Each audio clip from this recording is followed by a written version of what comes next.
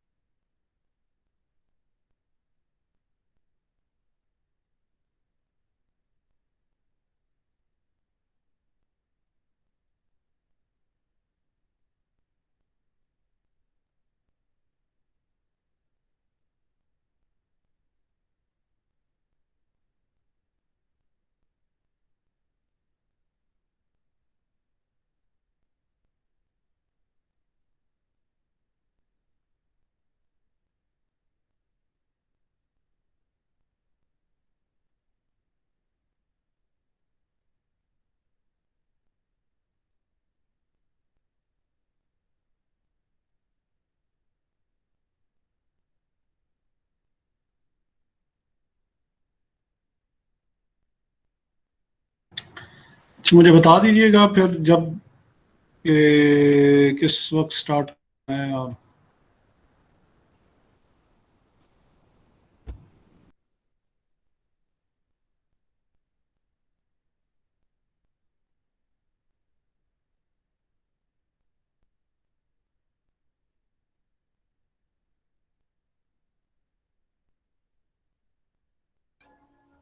Sir अभी हम लोग 15 है, जब तक बाकी स्टूडेंट ज्वाइन करते हैं काइंडली अगर आप प्रोजेक्ट का ब्रीफ करते हैं थोड़ा सा।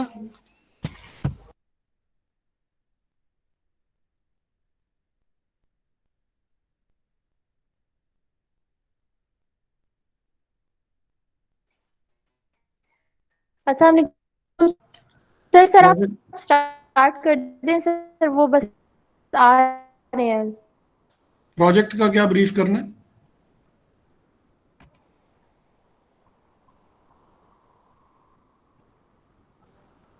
सर सबमिशन का और रिपोर्ट का कि हमने कितने पेजेस की बनानी है और क्या चीज़ें मस्ट ऐड ऑन करनी है।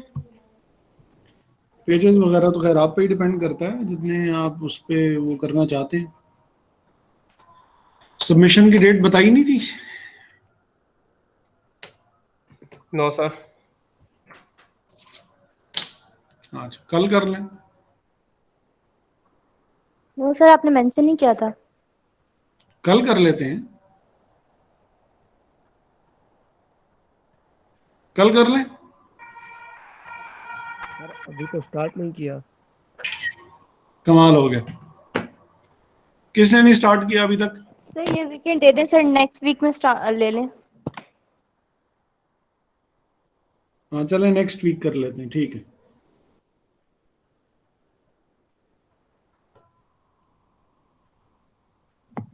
अस्सलाम वालेकुम सर। सर अजीम बात कर रहा हूँ सर। वो मेरा पेपर आपको मिल गया था, मैंने रीसेंड किया था सर। जी जी। Thank you sir. जी सर अस्सलाम वालेकुम सर। फाइनल एग्जाम का भी थोड़ा सा सर उसका ब्रीफ कर दें कि वो केस स्टडी होगी या कि क्वेश्चंस होंगे न्यूमेरिकल। यार वो इन्होंने जो काइंड ऑफ शर्त रखी हुई है ना, वो केस स्टडी की है कि देनी है। और सर ये यकुम से यूनिवर्सिटीज भी तो रीओपन हो रही हैं, ये मतलब डेट एक्सटेंड करके ऑन कैंपस लेंगे या जो नहीं, डेट दी हुई है? ऑनलाइन है। अभी तक की जो जो इत्तला है वो यही है कि ऑनलाइन होगा। अच्छा सर, ठीक है सर। अब कोई बीच में डिसीजन चेंज हो जाए तो मुझे पता नहीं है, लेकिन जो मीटिंग्स वगैरह हुई हैं और जो इनका इरादा अभी तक है वो तो यही है कि इन्होंने पेपर जो है वो ऑनलाइन ही लेने हैं। ठीक है बाकी सर। लेट्स सी क्या बनता है। सर वो प्रोजेक्ट के लिए एक केस स्टडी हमने 4 में से एक केस स्टडी करनी थी ना। नहीं, सारे के सारे तो एक केस स्टडी नहीं करेंगे ना। नहीं, कोई भी जो है ना सर वो रैंडमली चूज करें। हाँ, रेंडमली चूज कर लें। सर उसमें 2 केस स्टडीज ऐसी हैं जो कि सर वो एक ऑप्शन से लिंक है, उसकी मॉडलिंग का सर उसका थोड़ा सा समझ नहीं आ रही थी कि अगर उसे काइंडली सर हम डिस्कस कर लें क्लास में वो 2 case studies. Yes sir. Sir थोड़ा सा ब्रीफ कर दें कि सर हमने यानी कि इन केस स्टडीज को एज एन प्रोजेक्ट वाइज किस तरह लिखना है।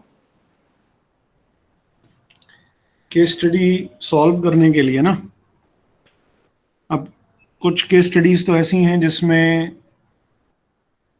क्वेश्चंस उन्होंने उसके बॉटम पे अलहदा से बाकायदा मेंशन किए हुए होते हैं। तो आप लोगों ने वो देख लें कि अगर तो केस स्टडी कोई ऐसी है जिसमें क्वेश्चंस बाकायदा तौर पे मेंशन्ड हैं, तो उन क्वेश्चंस के आंसर्स अब जितनी लेंथ पे आप लेके जा सकते हैं या नहीं लेके जाते हैं, I am cool with both of the strategies. कम लिखना चाहते हैं, डिटेल में एक्सप्लेन करना चाहते हैं, बस चीज़ एक्सप्लेन होनी चाहिए, बेशक अल्फाज कम हो ज़्यादा हो, मुझे उससे कोई फाइनेंशियल कैलकुलेशंस इन्वॉल्व हैं तो वो साथ में ज़रूर देख लें। जिन केस स्टडीज़ में क्वेश्चंस नहीं हैं, ये ऑप्शन वाली जो है ना, ऑप्शन वाली को बेशक रहने दें, क्योंकि ऑप्शंस अभी तक हमने डिस्कस ही नहीं किए हैं। तो वो जो जिस बैच ने वो नहीं पढ़ी हुई है फाइनेंशियल रिस्क मैनेजमेंट, उन लोगों के लिए फिर ये है कि ऑब्वियसली वो ज़रा थोड़ी सी परेशानी होगी कि उन्होंने तो अभी तक ऑप्शंस, हमने ऑप्शंस पे बात नहीं की हुई ना अभी तक तो हम उठा सकते हैं सर, हमने FRA किया हुआ है। ठीक है, पढ़ा अगर आप, हाँ आप अगर वो करना चाहते हैं तो कोई, अगर बाकी आपको नहीं कोई पसंद आ रही है और ये चूज करनी है तो फिर बता दीजिएगा, आप लोगों के साथ फिर अलहदा सेशन रख लेंगे। ओके सर, क्योंकि सर ठीक है, हमने ये चूज कर ली थी। कर ली थी, ठीक है, फिर वो कर लेंगे, इसके ऊपर बात कर लेते हैं।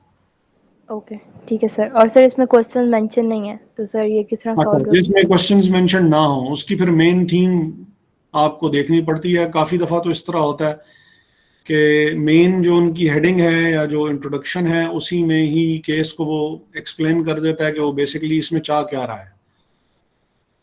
बाकी केस की जिसमें स्पेशली क्वेश्चंस गिवन नहीं है वो मल्टी डायमेंशनल हो सकता है। उसकी अब जो डायमेंशन आपको समझ में आती है आप उसके लिहाज से उसको सॉल्व कर दें। मसलन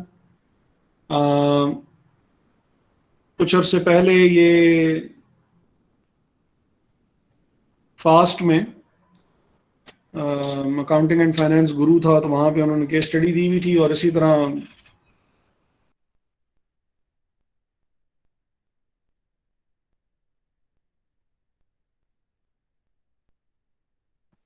अच्छा ये मेरी बात किस वक्त म्यूट हुई है? सर फास्ट में आप सर कहते अभी थे। आपने फास्ट हाँ, अच्छा, क्योंकि वो एकदम पता नहीं म्यूट हो गया था तो आई थॉट पता नहीं। अच्छा, तो वो अब उसमें था वो कैपिटल बजटिंग से रिलेटेड, और सॉल्यूशन भी जो ऑनलाइन अवेलेबल थे उसके स्टडी के, उसमें भी ये था कि उन्होंने एनपीवी और वो सारी कैलकुलेशंस वगैरह की हुई थी। बट अमंग दी पार्टिसिपेंट्स एक पार्टी एक ऐसी थी, अब वो कुछ केस इस किस्म का था कि वो बंदा था, वो करता ये था कि बिजनेसेस ऐसे जो कि फेल हो रहे होते थे उनको वो परचेज करता था, और परचेज करके और वो उनको आगे यानी थोड़ी बहुत उनकी हालत ठीक करके और रीसेल कर देता था, या उसकी पीस मिल रियलाइजेशन कर देता था, टुकड़ों टुकड़ों में उसके एसेट्स वगैरह, और वो बाकी ये उसका कारोबार था बेसिकली। अब उसने एक इसी किस्म के बिजनेस को उसने परचेज किया और वो ये सोच रहा था कि भाई इसके साथ क्या करूं और स्ट्रेटजी इसकी क्या बनाई जाए, और केस कुछ इस चीज से रिलेटेड था। तो थोड़ा अरसा हो गया तो एग्जैक्ट मुझे याद नहीं है कि तो बाकी सब ने ना वो एनपीवी एक आध तो वो उन्होंने ऑनलाइन सीधा सीधा वो छापा मारा हुआ था। लम्स की टीम भी आई हुई थी पार्टिसिपेट करने के लिए। बहरहाल एक टीम ऐसी थी जिसमें उस बंदे ने कहा कि यार हम ये जो बिजनेस हमने लिया है, बाकी सब उसकी एनपीवी और उनकी बातें सारे कर रहे हैं। एक बंदे ने बीच में ये बात की कि जी वो इस बिजनेस को बेच देगा, कोई एनपीवी कैलकुलेट करने की जरूरत नहीं है। ये जो आप हर किसी से सवाल पूछी जा रहे हैं कि भाई इसकी एनपीवी क्या होगी और वैग क्या है और फलाना क्या है और ये क्या है और वो क्या है, केस में उसने खुद लिखा हुआ है कि यार उस बंदे का एक कारोबार है कि वो इस किस्म के बिजनेसेस परचेज करता है और बेच देता है, तो वो सिंपली इसको बेच देगा, कहानी खत्म। तो मुझे ये चीज बड़ी एक वो हुई यार, आउट ऑफ द बॉक्स, बिल्कुल ही एक डिफरेंट किस्म का इसने सोल्यूशन केस का इसने पेश किया है कि यार ये चीज इस तरह, क्योंकि मेंशन्ड है भी कहीं पे भी, ये भी नहीं लिखा हुआ, ठीक है कि वो जो सपोर्टिंग टेबल्स होते हैं उसमें उन्होंने डाटा इस किस्म का दिया हुआ है कि जो ये पॉइंट कर रहा है कि शायद बात जो है वो इस तरफ निकल भी सकती है, एनपीवी की तरफ भी निकल सकती है। कॉस्ट ऑफ डेट दी हुई है और कॉस्ट ऑफ इक्विटी दी हुई है और शेयर्स और उसकी बात भी की हुई है, तो जा सकती है। लेकिन उसने उस सारी चीज को छोड़ा, उसने उस चीज को पिक किया कि भाई ये इसका कारोबार है तो ये क्यों इसको वो करे, इम्प्रूवमेंट इसमें लेके आए और इसको ठीक करे और इसको आगे आगे चलाए क्यों है, इसको वो इसको बेच ही क्यों ना दे। तो सारी बात कहने का मकसद कि जो फिर इस किस्म की वो हैं जिसमें डायरेक्टली कुछ भी चीज़ मेंशन नहीं हुई तो उसमें आप अपने जहन के घोड़े दौड़ा के और उसमें जो एंगल आपको समझ में आ रहा है आप उस तरीके से उससे भी सॉल्व कर सकते हैं इसको, या फिर इसके डिस्कस हम कर लेंगे ऑप्शंस वाले को भी। मैं तो इस वजह से कह रहा था कि ये जो बाकी लोग हैं ये ताहिर ने नहीं पढ़ी हुई, ताहिर के लिए परेशानी हो जाएगी। तो यही जो हम डिस्कस कर रहे होंगे, जो केस स्टडीज एक दो जो हम डिस्कस करेंगे, सर हम कोशिश करेंगे कि हम इतना अच्छे से एक्सप्लेन करेंगे पुट ऑप्शन और कॉल ऑप्शन के बारे में, उन्हें अच्छे से ब्रीफिंग हो जाए कि उन्हें पता चल जाए कि इसमें क्या है बेसिकली। ठीक है। और हम इस तरह करेंगे कि ये जो 2-3 केस स्टडीज वगैरह जो होंगी जो हमने क्लास में डिस्कस कर ली हुई हैं, इसी में से कोई एक आध जो है वो हम पेपर में शामिल कर लेंगे और उसमें थोड़ी बहुत कमेंट्री आगे पीछे थोड़ी सी ऐड कर लेंगे। कमेंट्री ऐड शेड नहीं, यानी क्वेश्चंस कुछ ऐसे एक दो ऐड कर लेंगे जो कि ज़रा कोर्स से भी हमारे रिलेटेड हो जाएं और हमारा काम भी हो जाए और यूनिवर्सिटी वाले भी खुश हो जाएं कि जी हमने केस स्टडी दी। सर ये बिल्कुल ठीक है। ठीक है। Yes sir. बाकी ये जो हमने मिड टर्म के बाद पढ़ा है सिलेबस यही है। मिड टर्म के बाद देख लें कि हमने क्या क्या चीज़ें कवर की हैं, तो उसी के अकॉर्डिंगली फिर जो है वो हम सिचुएशन देख लेते हैं क्या बनता है। और जो क्लास हमारी मिस हुई है उसकी मेकअप कब करनी?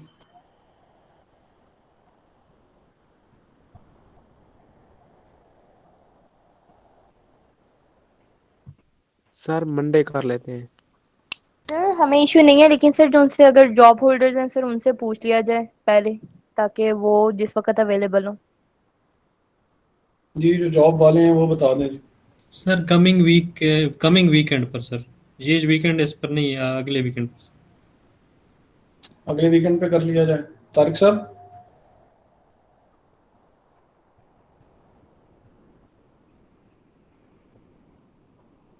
वालेकुम अस्सलाम सर। सर मैं कल, मुझे तो कल भी सही लग रहा था, कल इसी टाइम पे कर लें 6:30 से 6:30 से 9।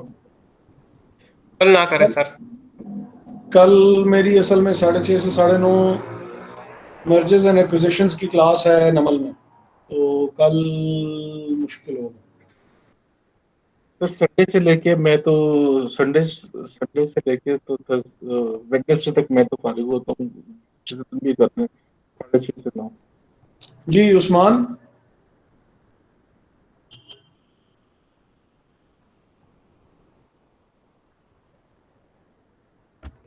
उस्मान है? जी सर। सर 6:30 से ऑनवर्ड किसी वीक में रख लें, वीकेंड संडे को बेशक कर लें, जैसे लास्ट या उससे लास्ट संडे हुई थी। अब्दुल फाते साहब के अलावा किसी और को मसला हो संडे का? नो सर इशू नहीं है।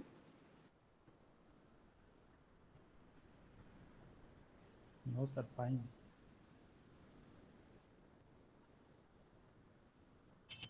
चले इसको हम कंफर्म कर लेंगे, थोड़ा सा मुझे भी देखने दें, ये ना हो कि संडे को मेरी कोई ऐसी कमिटमेंट निकल आए कि मैं फंस जाऊं।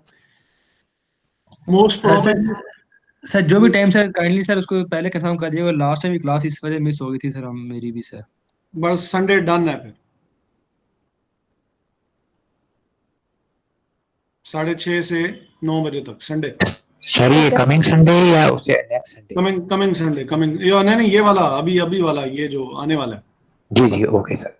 हाँ, और जो चीज़ हमने पढ़ाई हुई उसमें, और उसमें अब्दुल फाते साहब अगर उस वाले क्वेश्चन में ठीक तरीके से परफॉर्म ना कर सके कि उनकी वो चीज़ ज़रा मिस हो गई है, तो हम पेपर चेकिंग करते हुए अब्दुल फाते साहब का उस क्वेश्चन में ख़ास ख्याल रख लेंगे। ठीक है। Thank you so much sir, thank you. चल अच्छा, फ्यूचर्स हमने शायद जो है वो बात की हुई है कि ऐसा फॉरवर्ड कॉन्ट्रैक्ट है जो कि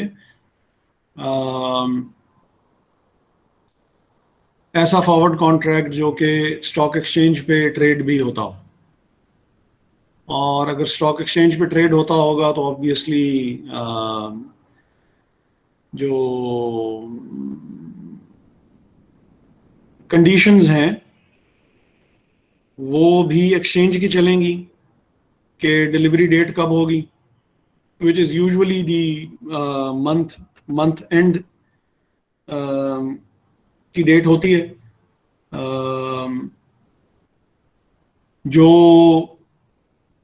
कॉन्ट्रैक्ट की, क्योंकि हम यहाँ पे बात करेंसी डेरिवेटिव्स की कर रहे हैं, तो एक कॉन्ट्रैक्ट की वैल्यू क्या होगी ये भी एक्सचेंज ही डिटरमिन करेगा। आप इसमें खुद अपनी कोई इनपुट नहीं दे सकते हैं अपना। मसलन जैसे हमने लास्ट टाइम जो है वो एक वो मनी मार्केट हेजिंग में जो हमने चीज़ देखी थी कि 5 लाख पता नहीं उसने रिसीव करने थे। अब फ्यूचर अगर तो जो एक्सचेंज है, एक्सचेंज के ऊपर जो है वो एक कॉन्ट्रैक्ट तकरीबन, अब यूरोज का जो है वो 1,25,000 यूरोज के कॉन्ट्रैक्ट ट्रेड होते हैं। अब ये फिक्स अमाउंट है जो कि एक्सचेंज की तरफ से मुकर्रर है। अब आप सारी की सारी अमाउंट अपनी हेज नहीं कर पाएंगे अगर आपने कोई फ्यूचर्स कॉन्ट्रैक्ट परचेज किया तो।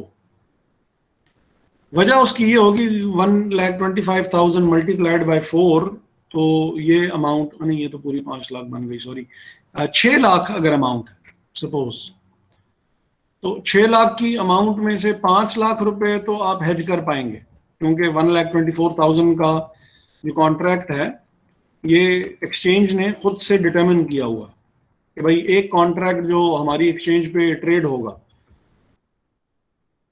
अगर उसमें यूरोज इन्वॉल्व हुए, यूरोज की खरीदो फरोख्त हो रही हुई, एक कॉन्ट्रैक्ट में मिनिमम 1,25,000 यूरोज की एक्सचेंज होगी, प्री डिटरमिन्ड कह दिया उन्होंने। अब अगर आपने 6 लाख रुपए अपने हेज करने हैं तो आप नहीं कर पाएंगे, 7 लाख करने हैं नहीं हो सकेंगे।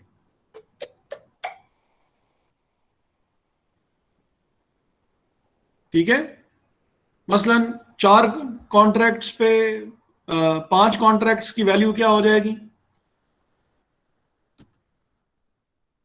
1,25,000 मल्टीप्लाइड बाय 5, 6,25,000 की अमाउंट हेज हो सकती है, 6 लाख की नहीं हो सकती, 7 लाख की नहीं हो सकती है, 7.5 लाख की हेज हो सकती है। तो अब अगर किसी की ट्रेडिंग हो ही 6 लाख रुपए की रही है तो वो फिर इसको वो फ्यूचर्स कॉन्ट्रैक्ट साइन कर भी सकता है, यानी ये नहीं है कि यानी 4 कॉन्ट्रैक्ट साइन कर ले। इस किस्म के केसेस को फिर हम इम्परफेक्ट हेज कहते हैं कि सारी की सारी अमाउंट आप हेज नहीं कर पाए। आपने 6 लाख रुपए हेज करने थे और आपको ज्यादा पैसे, या कॉन्ट्रैक्ट साइन करते हैं तो ज्यादा पैसे अरेंज करने पड़ेंगे, और अगर कॉन्ट्रैक्ट साइन ही आप कम करते हैं, आप कॉन्ट्रैक्ट जो है वो बजाय 5 के आप 4 साइन कर लेते हैं, तो उस केस में ये अमाउंट जो है ये बनेगी 5 लाख। अब आपके 1 लाख रुपए है जो उन्हें से रह जाएंगे। इसके अलावा जो डिलीवरी मोड है, जो बाकी कंडीशंस हैं, कहने का जो मकसद है वो ये है कि जो कंडीशंस हैं वो भी एक्सचेंज डिटरमिन कर रही है। जहाँ पे कमोडिटीज एक्सचेंज हो रही हैं तो जो क्वालिटी ऑफ द प्रोडक्ट है और बाकी एसोसिएटेड जो भी उसके साथ चीज़ें हैं वो सारी एक्सचेंज डिटरमिन कर रही है, आपका उसमें कोई लेना देना नहीं है। जो डिलीवरी डेट है, डिलीवरी डेट भी एक्सचेंज ही मुकर्रर करेगा, उसमें भी आप कुछ भी आपकी से नहीं है। तो ये इस किस्म के मसले हैं जो कि फिर फ्यूचर्स कॉन्ट्रैक्ट के साथ होते हैं, क्योंकि फॉरवर्ड कॉन्ट्रैक्ट में नेगोशिएशंस आप खुद करेंगे, कॉन्ट्रैक्ट आपने बनाना खुद है, एग्जीक्यूट आपने खुद करना है, कंडीशंस आप अपनी मर्जी की रख सकते हैं, डेट आप अपनी मर्जी की रख सकते हैं, अमाउंट आप अपनी मर्जी की रख सकते हैं। तो फॉरवर्ड कॉन्ट्रैक्ट में ये सहूलत है, लेकिन फिर फॉरवर्ड कॉन्ट्रैक्ट में डिफॉल्ट का चांस भी है। फ्यूचर्स वाला जो फ्यूचर्स जो कॉन्ट्रैक्ट हैं इसमें डिफॉल्ट के फिर चांसेस नहीं। अब वो डिफॉल्ट के चांसेस फिर क्यों नहीं? अब ये फ्यूचर्स एक्सचेंजेस में उन्होंने बताया हुआ है कि कमोडिटी भी हो सकती है और फाइनेंशियल फ्यूचर्स भी हो सकते हैं।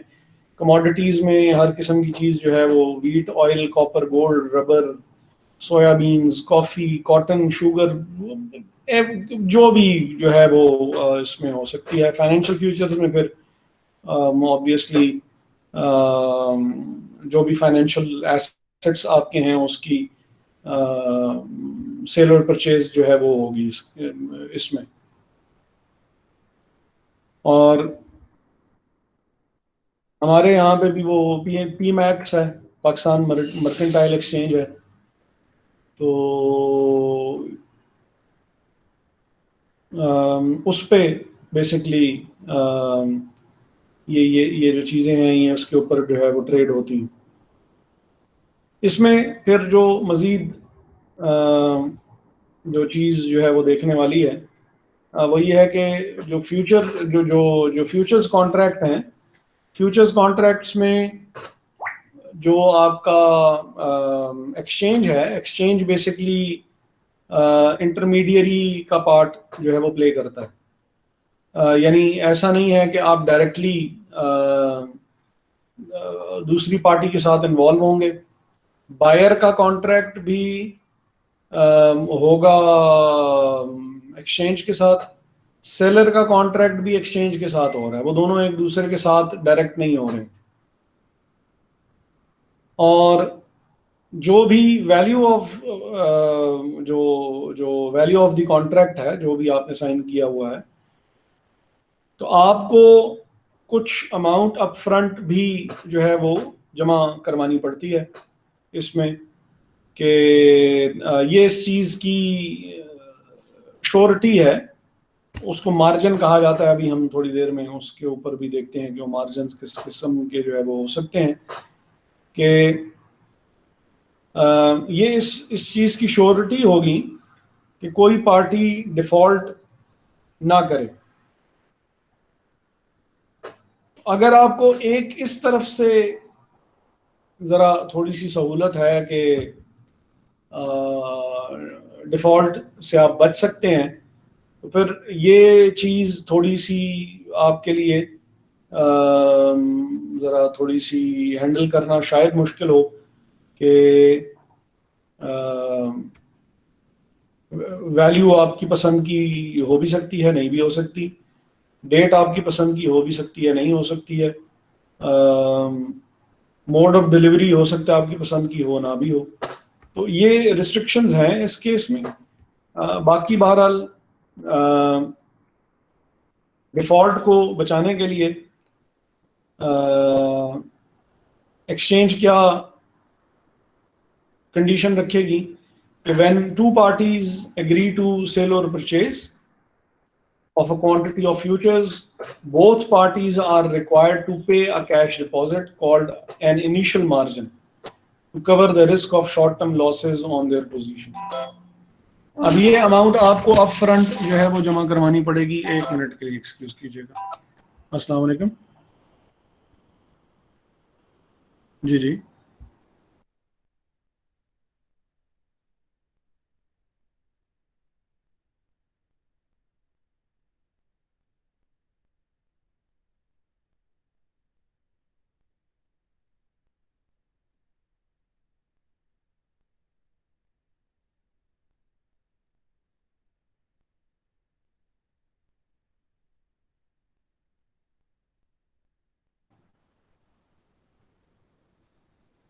अच्छा, तो बात क्या हो रही थी? इनिशियल मार्जिन की बात हो रही थी। एएसओ से कॉल आई थी आज, एएसओ पता नहीं क्यों नहीं मैं मेल में ऐड हो रहा था। अच्छा, तो when two parties agree to sale or हाँ, तो एक्सचेंज ही आपसे रिक्वायर करेगी कि दोनों पार्टीज से कि वो डिपॉजिट जो है वो जमा करवाएं और उस डिपॉजिट को इनिशियल मार्जिन कहा जाएगा। अब ये डिपेंड करेगा एक्सचेंज टू एक्सचेंज कमोडिटी और फाइनेंशियल फ्यूचर्स की उसके ऊपर कि ये इनिशियल मार्जिन की अमाउंट क्या सेट की जाए। सपोज आपने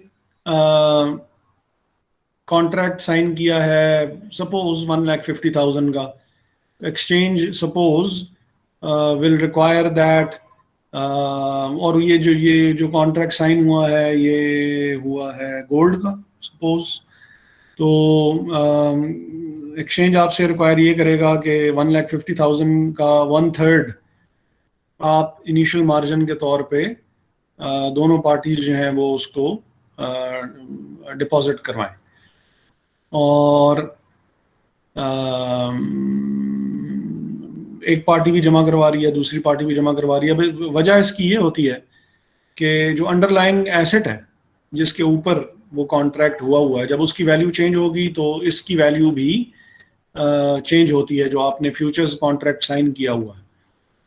और डिफ़ॉल्ट से बचाने के लिए कि एक पार्टी को जब नुकसान होना शुरू होगा तो वो बैकआउट करके भाग ना जाए, तो ये जो कॉन्ट्रैक्ट्स हैं, जिस पार्टी को नुकसान हो रहा होगा उसने जो डिपॉजिट जमा करवाया हुआ होगा उस डिपॉजिट के बराबर उसके अकाउंट में से अमाउंट काट ली जाएगी, और जिस पार्टी को गेन हो रहा होगा उस पार्टी के अकाउंट में गेन के बराबर की अमाउंट जो है वो डिपॉजिट कर दी जाएगी।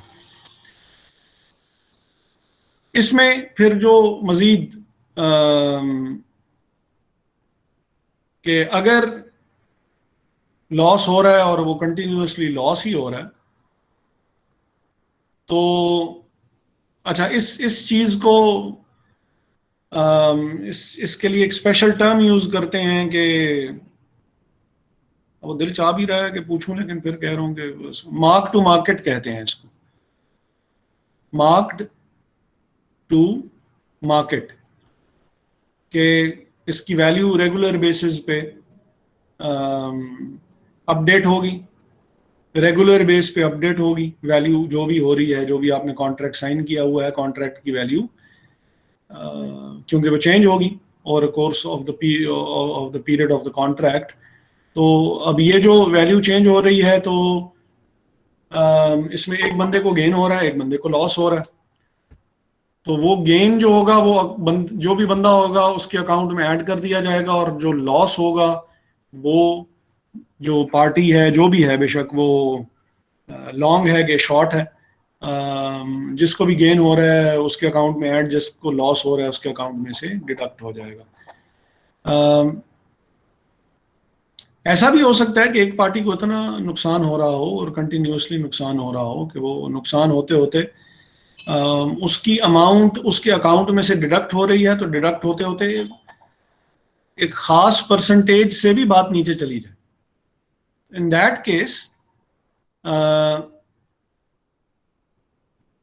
उसको मेंटेनेंस मार्जिन कहते हैं, कि अगर एक खास हद से कॉन्ट्रैक्ट की वैल्यू है 1,50,000, सपोज उसके 30% से भी अमाउंट अगर आपके अकाउंट में कम रह जाती है, 25% से सपोज अमाउंट कम रह जाती है, तो एक्सचेंज की तरफ से आपसे कहा जाएगा कि आप अपने अकाउंट को रिप्लेनिश कर लें, दोबारा से इसमें अमाउंट डिपॉजिट करवा दें। आपकी अमाउंट डेंजरसली लो है, जैसे आपके वो बैलेंस आप यूज़ करते हैं, तो जैसे ही 15 रुपीज़ या 10 रुपीज़ या जो भी उससे बैलेंस आपका नीचे जाता है तो आपको मैसेजेस आने शुरू हो जाते हैं कि आप अपने अकाउंट को दोबारा जो है वो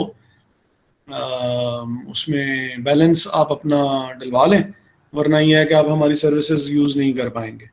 उसमें और इसमें फ़र्क सिर्फ ये है कि अगर आप ये नहीं करेंगे, डिपॉजिट नहीं करेंगे जो वो कह रहे हैं कि आप डिपॉजिट कर लें, तो आपका अकाउंट जो है वो सीज या फ्रीज भी किया जा सकता है।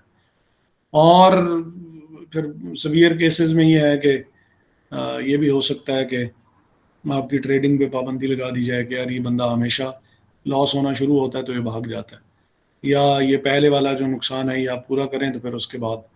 तो एनी हाउ एक तो इनिशियल मार्जिन है जो कि वो रखवाएंगे, और दूसरा जो है, एक मिनट, आपकी प्रोजेक्ट मैनेजर की कॉल आ रही है।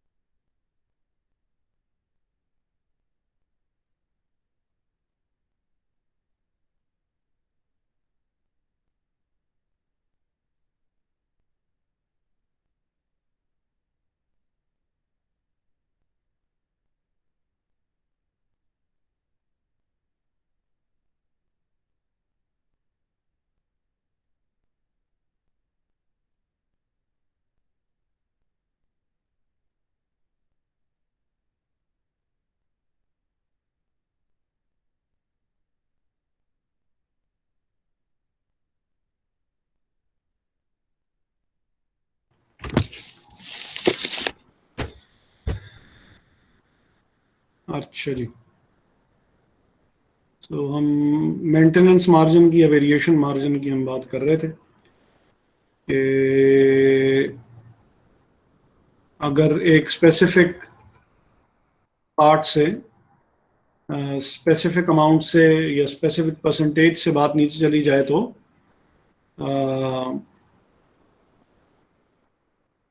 आपको कॉल आ जाएगी कि आप अपना अकाउंट जो है वो उसको दोबारा से रिप्लेनिश कर लें। अच्छा, इसमें जो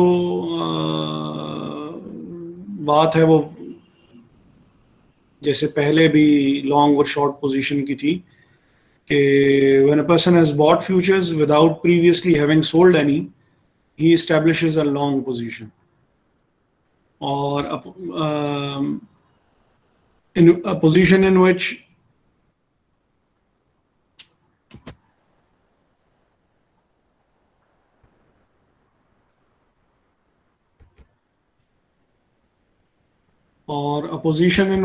a person has sold futures without previously buying them has a short position.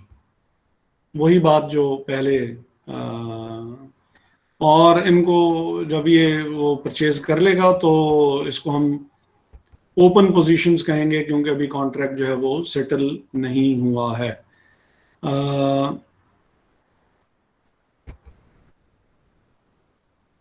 बाकी जो इसके जो फीचर्स हैं कि वो क्लोज इसको कैसे करना है, और तो वो बिल्कुल they are very much similar to the forward contracts.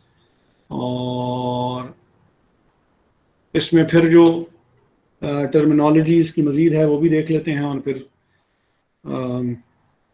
Numerical भी ये इसके सॉल्व करते हैं। छोटा सा आज एक क्विज भी कर लेंगे थोड़ी देर में।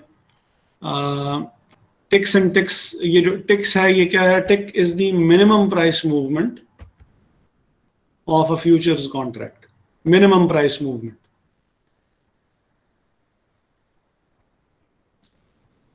मसलन के short term interest rate futures जैसे इसमें वो बताया हुआ है कि are priced up to a theoretical maximum of 99.9999 and each tick is 0.0001 in price। इसका मतलब है कि एक टिक जो है वो 0.01% होती है। तो जो भी वैल्यू होगी उसको आप 0.01% से मल्टीप्लाई करेंगे तो वो उसका टिक साइज होगा।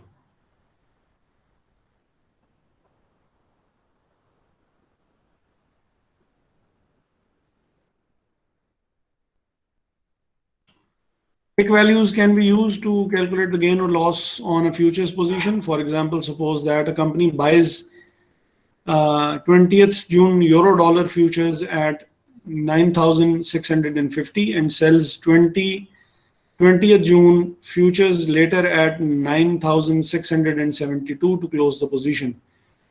There is a gain of 0.0022 ticks on each contract. The value of each tick is $25 and the total gain is therefore, जो उन्होंने नीचे बताया हुआ है कि अभी जो टिक वैल्यू है ये टिक वैल्यू भी यूजुअली जो आपकी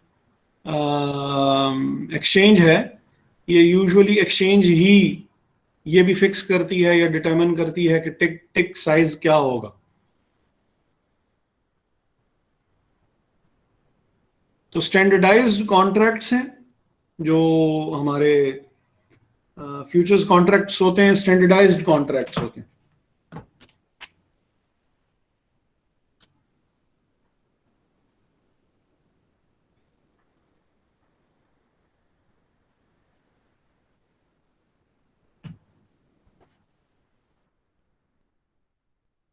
अब इसमें बेसिस एक और टर्म जो कि यूज की जाती है फ्यूचर्स कॉन्ट्रैक्ट में, और बेसिस जो है वो क्या होती है कि बेसिस बेसिकली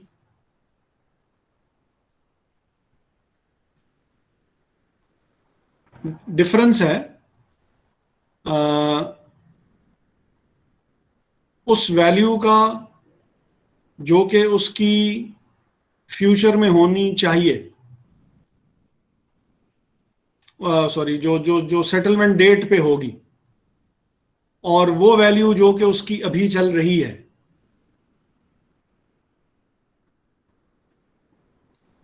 मसलन आपने कॉन्ट्रैक्ट किया हुआ है कमोडिटी बाय करने का, और प्राइस आपने रखी हुई है उसकी 160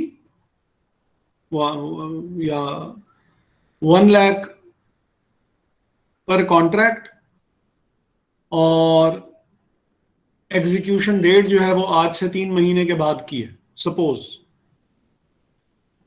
तो 1 लाख वैल्यू तो 3 महीने के बाद होगी, और फिलहाल वो सपोज ट्रेड हो रहा है 1,96,000 पे। तो ये जो बेसिस हैं ये इन दोनों का डिफरेंस है।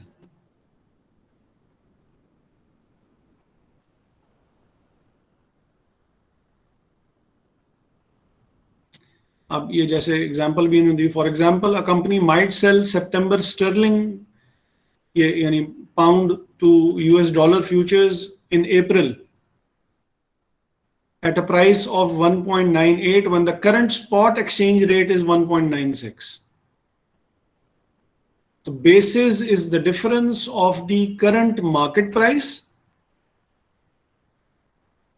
and the strike price. वो जो हमने एग्जीक्यूशन प्राइस या जो हमारी फ्यूचर्स प्राइस है जो कि हमने आपस में तय की हुई है, इन दोनों का डिफरेंस होगा।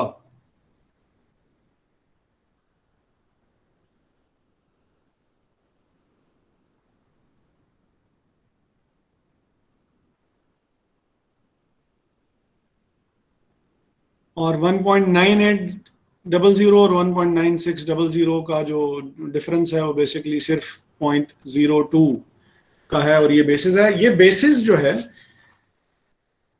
ये जैसे जैसे आपकी एग्जीक्यूशन डेट करीब आती जाती है वैसे वैसे ये कम होते होते खत्म हो जाता है, क्योंकि एग्जीक्यूशन डेट पे या सेटलमेंट डेट पे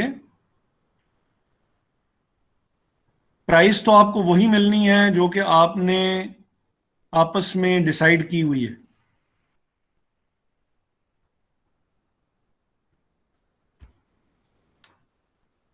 शुक्र है माइक ऑन था, मैंने कहा शायद माइक ऑन ही नहीं है। अगर बेसिस सेटलमेंट डेट तक जाते जाते जीरो नहीं होती तो फिर जो भी डिफरेंस होगा प्राइस का वो किसी ना किसी एक पार्टी को गेन या लॉस की सूरत में ट्रांसफर हो जाएगा।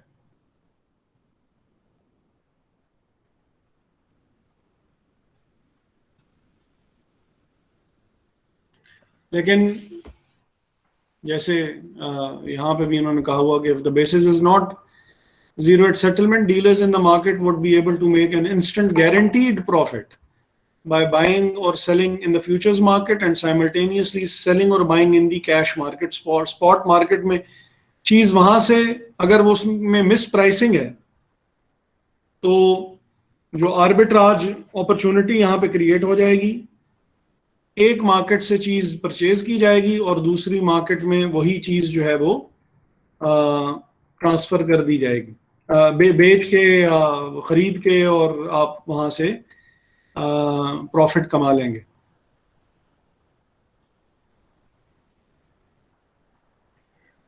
तो आवाज आ रही है जी जी काइंडली कंफर्म करें कि कोई। हाँ जी, क्या कह रहे हैं?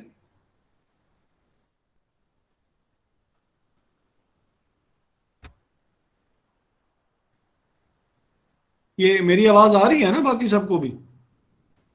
जी सर, आपकी आवाज आ रही थी। तो तारिक साहब क्या पूछ रहे थे? सर। सर मेरे ख्याल में तारिक साहब को या तो आवाज़ नहीं जा रही है, या तो उनको हम भी ठीक तरह से नहीं सुन पा रहे। मेरे ख्याल में शायद वॉइस का प्रॉब्लम हो सकता है उनके लिए, इंटरनेट की वजह से। हाँ तारिक साहब, मैंने रीजॉइन किया है, अच्छा ठीक है। वो एकदम आवाज बंद हो गई थी। अच्छा अच्छा अच्छा अच्छा, चलो। अच्छा, तो बेसिस ये जो हमारी स्ट्राइक प्राइस और हमारी स्ट्राइक प्राइस और हमारी स्पॉट प्राइस का डिफरेंस है, और बेसिस रिस्क ये है कि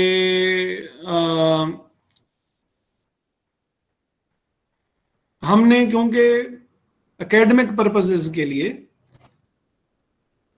हम ये अज्यूम करते हैं कि जैसे अभी ये 1.96 और 1.90 थी, 1.98 और 1.96 थी, और ये बेसिस 0.02 थी, तो हम ये अज्यूम करेंगे कि ये बेसिस एक यूनिफॉर्म रेट पे, सपोज 2 महीने का कॉन्ट्रैक्ट था, तो बेसिस हर महीने 0.01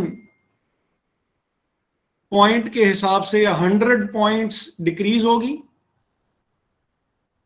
सॉरी इस केस में जो है वो इंक्रीज होगी, और ये फ्यूचर्स प्राइस के बराबर हो जाएगी। 1.96 अभी है, ये फिर इंक्रीज होगा 100 पॉइंट अगले महीने, उसके बाद जब एग्जीक्यूशन डेट आएगी तो ये 1.98 के बराबर हो जाएगा, 1.96 बढ़ते बढ़ते 1.98 के बराबर हो जाएगा। और रेट जो होगा इस इंक्रीज या डिक्रीज का, ये रेट जो है ये यूनिफॉर्म होगा। ये हम एकेडमिक पर्पस के लिए जो है वो अज्यूम करेंगे, और क्वेश्चंस भी इसी के हिसाब से सॉल्व करेंगे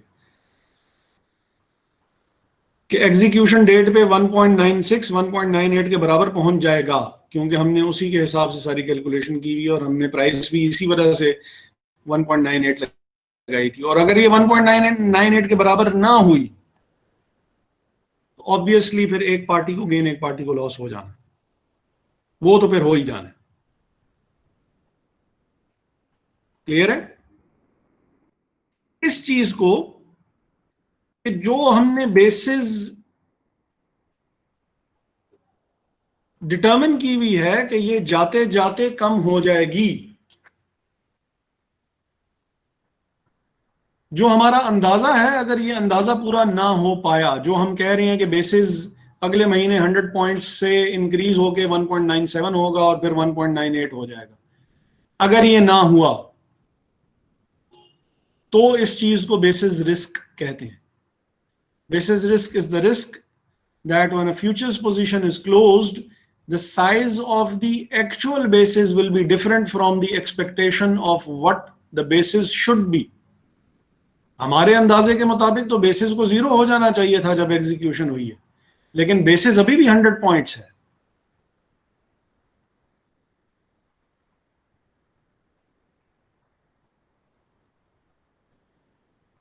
बाकी फिर उन्होंने एग्जाम्पल में एक्सप्लेन किया हुआ है, वो फिर हम साथ साथ जब एग्जाम्पल्स देखेंगे तो फिर उसके ऊपर भी बात कर लेते हैं।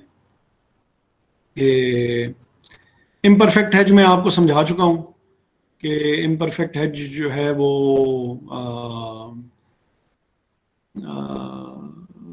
होता क्या है कि वैल्यू जिसको आप हेज करना चाह रहे हैं वो तो ज़्यादा है या कम है, और कॉन्ट्रैक्ट के थ्रू जो आप अमाउंट हेज करवाना चाह रहे हैं वो हेज हो नहीं सकती। मुझे अगर कहीं यहाँ पे इम्परफेक्ट हेज की अगर वो मिल जाती है, एग्जांपल कोई मिल जाती है तो लेट मी, नहीं है तो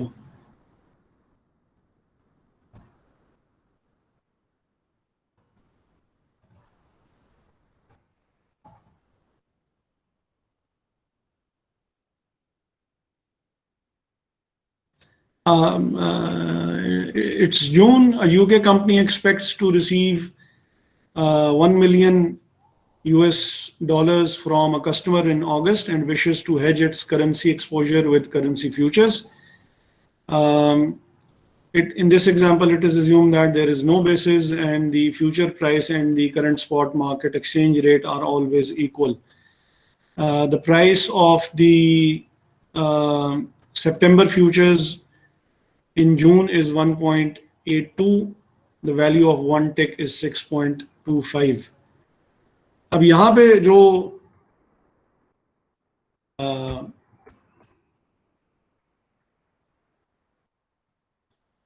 ये उन्होंने हमें बात जो है वो समझाई हुई है यहाँ पे कि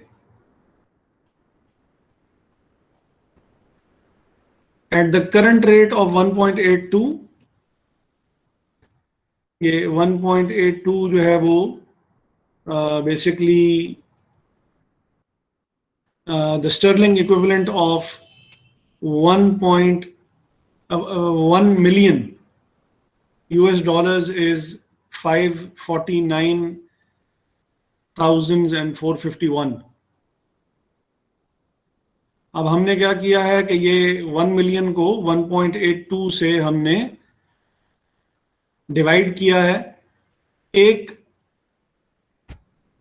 पाउंड स्टर्लिंग के 1.82 हमें डॉलर्स मिल रहे हैं पर पाउंड. पाउंड का निशान मेरे पास यहाँ पे नहीं है, चले मैं फिर इसको यहाँ पे लिख देता हूँ, इसको हम छोड़ ही देते हैं. चलो, पर पाउंड 1.82 डॉलर्स मिल रहे हैं. तो डॉलर्स ज्यादा मिल रहे हैं और पाउंड्स कम है, तो 1 मिलियन डॉलर्स को हम जब डिवाइड करेंगे 1.82 से तो हमारे पास पाउंड स्टर्लिंग आ जाएंगे. अब फ्यूचर्स कॉन्ट्रैक्ट की वैल्यू जो कि डिटरमिन हुई है, प्री डिटरमिन्ड, जो कि एक्सचेंज ही हमें बता रहा है, वो 62,500 का एक कॉन्ट्रैक्ट है.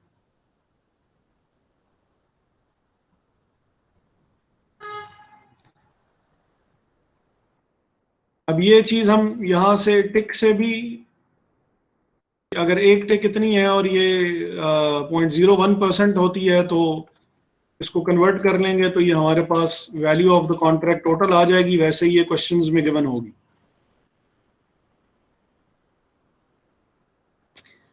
तो 62,500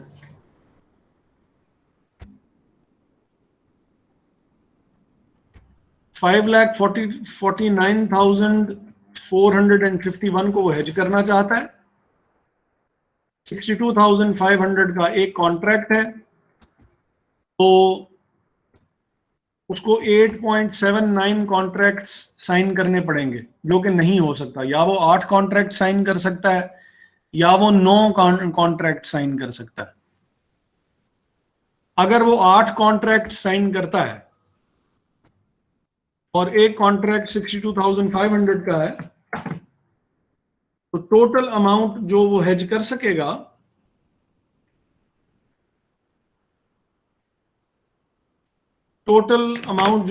सकेगा वो 5 लाख पाउंड्स की है. 49,500 हेज होने से रह जाएंगे. या वो अगर 9 कॉन्ट्रैक्ट्स साइन कर लेता है तो ये अमाउंट 5,62,500 की हो जाएगी. इसका मतलब है इसको, लेकिन इसके पास तो टोटल अमाउंट जो है वो जो ये हेज करना चाहता है वो 5 लाख और 49,000 है. तो इसका मतलब है कि अमाउंट रह जाएगी, नहीं हो पाएगी. या तो एक्स्ट्रा अमाउंट अरेंज करनी पड़ेगी या फिर ये है कि आपको कुछ अमाउंट छोड़नी पड़ेगी. इस हेज को या इस चीज को हम इम्परफेक्ट हेज कहते हैं. होपफुली जिन्होंने एफआरएम वगैरह पहले पढ़ी हुई है वो इस चीज से बेहतर तौर पे वाकिफ हैं. यहां तक की कोई बात जो समझ में ना आई हो.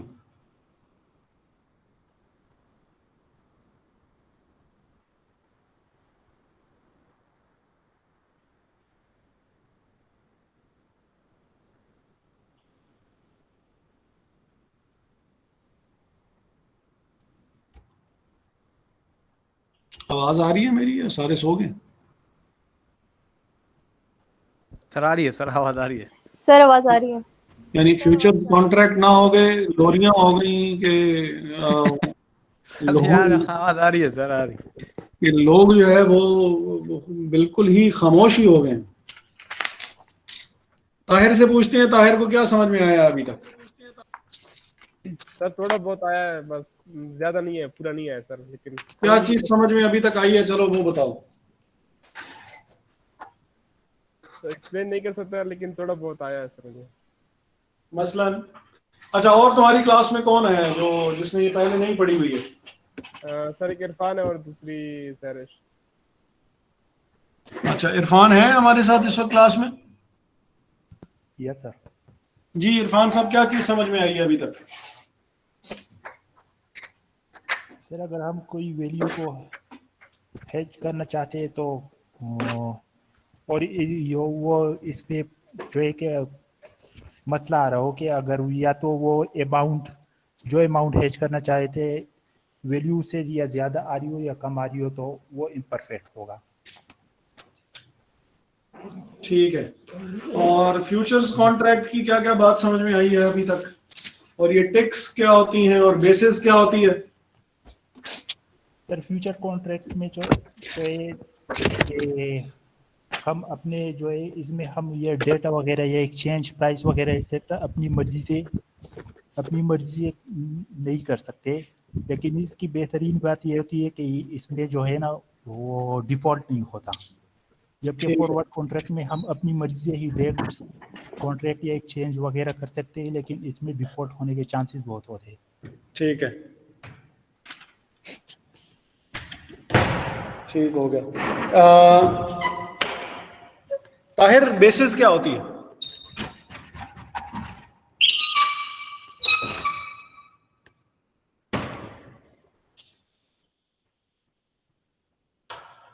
ताहिर, सर समझ नहीं आई है बिल्कुल। हाँ जी, मैंने कहा बेसिस क्या होती है? सर समझ नहीं आई है इसमें।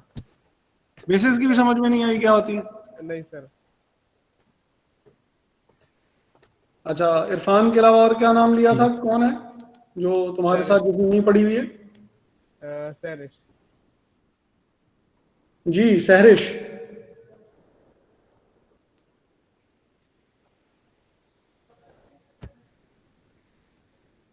सहरिश,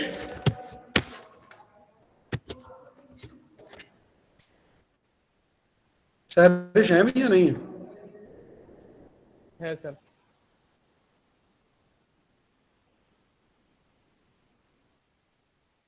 इरफान को ही तकलीफ देते हैं।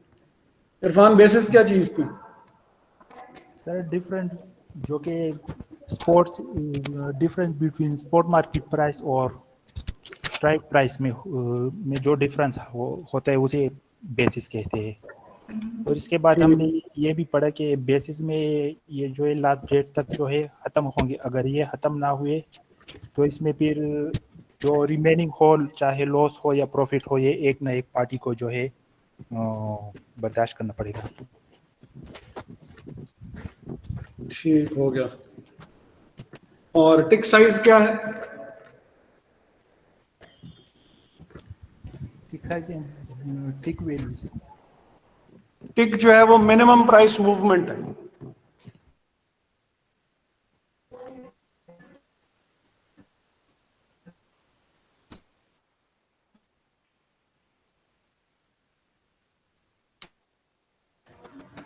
ताहिर, अब समझ में आई है या अभी भी समझ में नहीं आई?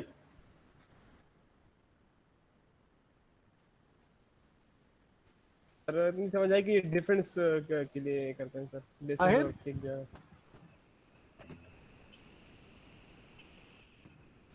यस सर, आ रही है। Yes sir. बाकी लोगों को आवाज आ रही है? जी सर आवाज। चली जाती है बात की, और फिर दोबारा आती है।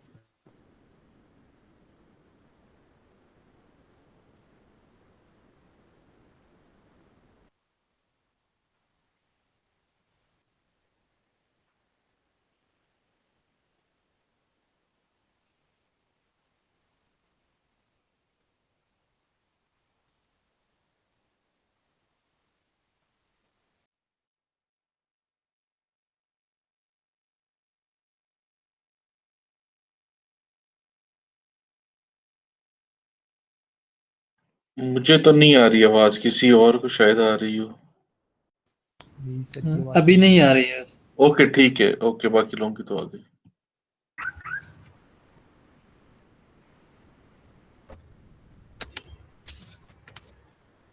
आवाज आ रही है मेरी? जी सर आ रही है आपकी। जी सर अभी आवाज आ रही है, अभी आ रही है सर।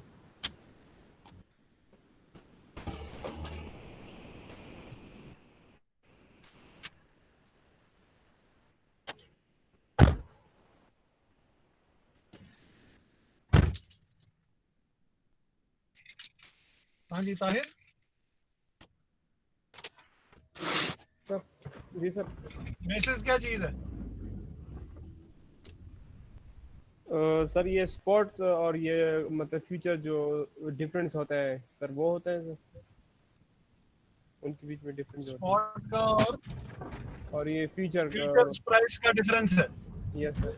और इसमें और हमने क्या बात डिस्कस की थी कि ये डिक्रीज होगा, इंक्रीज होगा, क्या होगा?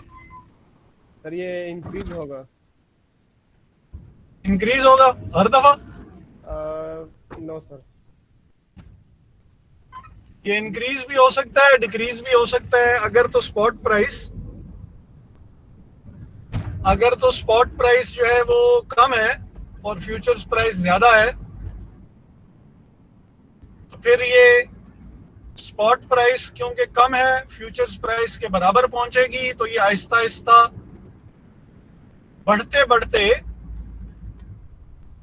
ये उसके जो स्पॉट प्राइस है उसके बराबर हो जाएगी। और अगर स्पॉट प्राइस ज्यादा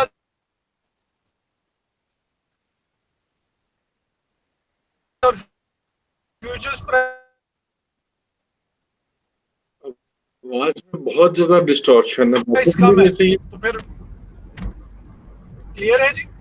सर बीच में आवाज कट गई थी, समझ नहीं आई लास्ट में।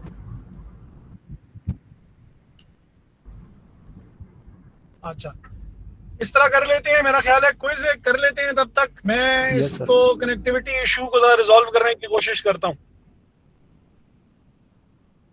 ठीक है जी सर ठीक है। जी सर। Okay sir.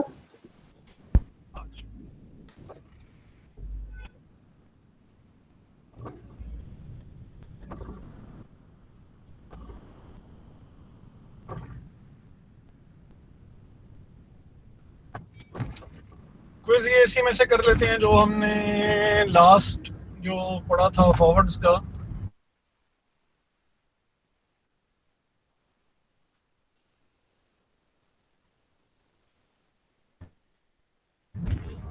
तो फॉरवर्ड्स के चैप्टर में से ही question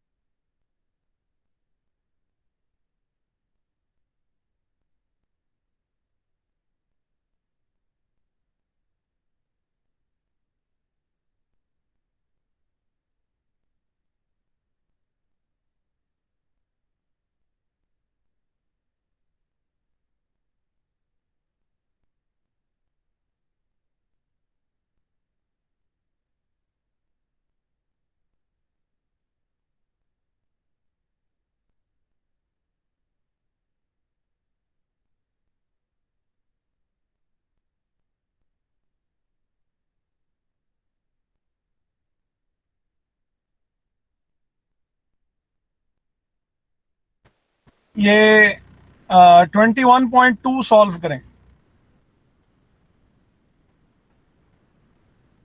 21.2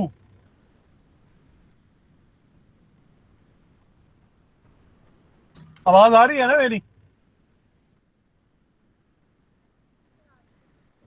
yes sir. Yes sir, आ रही है। जी सर, जी इसकी सर। स्क्रीनशॉट ले लें कि अगर वो सिग्नल का कोई इशू हो तो आपके पास वो हो, और उसको ग्रुप में शेयर भी कर दें।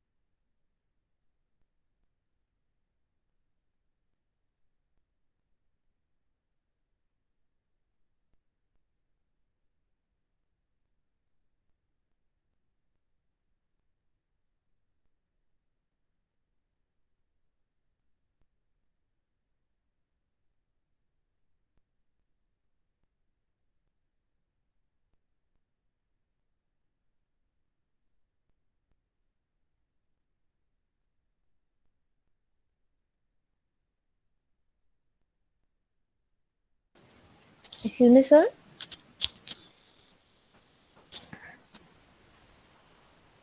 Sir, are you there?